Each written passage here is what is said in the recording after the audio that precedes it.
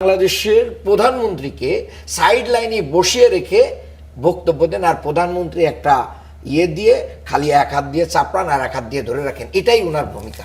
গৃহপালিত একটা বিরোধী দল, যেখানে কার্যকর অর্থে সংসদ কখনো কি হয় না, কার্যকারী হয় না। আজ স্পিকারের বক্তব্যের সময় জুলাই আন্দোলনের সম্মুখ সারির নেতা ও এনসিপির সংসদ সদস্য হাসনাত আব্দুল্লাহ নিজ আসন থেকে দাঁড়িয়ে সরকারি দলের ভূমিকার প্রতিবাদ জানান, হইচই করতে থাকেন। কিছুক্ষণ আগে কথাটা মেনশন করেছিলেন ডক্টর সাখাওয়াত হোসেন শান্ত। এ সময় স্পিকার হাসনাত আব্দুল্লাহ উদ্দেশ্যে বলেন যে এত অসহিষ্ণু হলে চলবে না। যেমনটা আপনি বলছিলেন যে বহির্বিশ্ব হয়তো আমাদের দেখে রাজনৈতিক দলগুলোকে বা দলের নেতাদেরকে।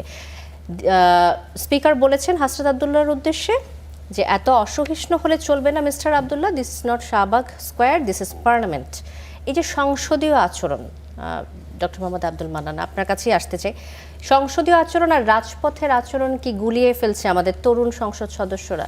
যেমনটা বলছিলেন মিজানুর রহমান যে আরও বেশি আমাদেরকে জেনে পরিমিত ব্যবহার আচার আচরণ রাখতে হবে, এটার সাথে কি আপনি একমত কিনা? জি, অবশ্যই আমি একমত। ট্রেনিংয়ের কোনো শেষ নাই, শিক্ষার কোনো শেষ নাই। দীর্ঘ 17 বছর বাংলাদেশের সমস্ত জনগণকে গণতন্ত্রের বাইরে রাখা হয়েছে। একদলীয় একটা পার্লামেন্ট এবং গৃহপালিত একটা বিরোধী দল, যেখানে কার্যকর অর্থে সংসদ কখনো কি হয় না, কার্যকারী হয় না। একটা বড় জেনারেশন আফটার জেনারেশন তারা এই সংসদীয় রীতি পদ্ধতি অনুসরণ কিভাবে প্র্যাকটিস হয় এটা দেখতে পারে নাই।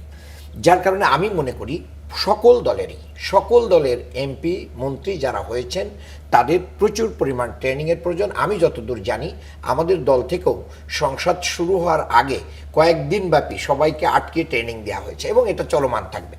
এটা শিক্ষার ক্ষেত্রে আমি এখানে ডিফেন্স করতে চাই না। দুই নম্বর কথা হচ্ছে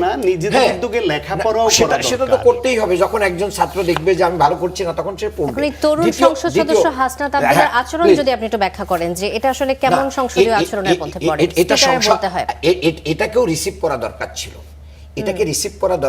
এই কারণে এটা তার স্পিরিট, এটা তার ইমোশন। যে নতুন বাংলাদেশ তারা দেখতেছিল শহীদদের রক্তের বিনিময়ে, সেটাকে যে চোখের সামনে দিয়ে কেড়ে নেওয়া হচ্ছে, এই বিষয়ে কিন্তু স্পিকার বলছেন না, কিন্তু তার ইমোশনকে তিনি ডিফেন্ড করছেন সংসদীয় আচরণ দিয়ে। এটা আমি সাপোর্ট করি নাই।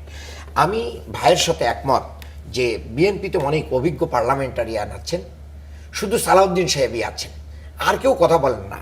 যিনি বাংলাদেশের প্রধানমন্ত্রীকে সাইড লাইনে বসিয়ে রেখে বক্তব্য দেন, আর প্রধানমন্ত্রী একটা দিয়ে খালি এক হাত দিয়ে চাপড়ান আর এক হাত দিয়ে ধরে রাখেন। এটাই ওনার ভূমিকা।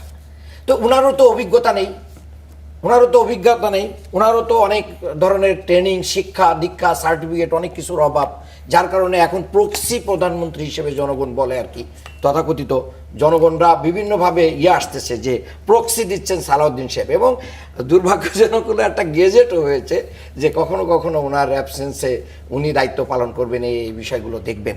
এটা মনে করি যে গোটা বাংলাদেশের জন্যই একটা কি হচ্ছে, যেখানে বিরোধী দলীয় নেতা যখন কথা বলে তার উত্তরে কিন্তু একটা প্রশ্ন চলে আসছে। আগে যখন প্রধানমন্ত্রী কোনো সময়ে উপস্থিত থাকতেন না দেশে, তখন আসলে কারা দায়িত্ব পালন করতেন? তখন কি এমনই কোনো আইন ছিল? না, এরকম কোনো বিভাগ অমুক দেখবেন এরকম করে কাউকে দেওয়া হতো না। রীতিনীতি অনুযায়ী, কাস্টম অনুযায়ী এগুলো চলতো।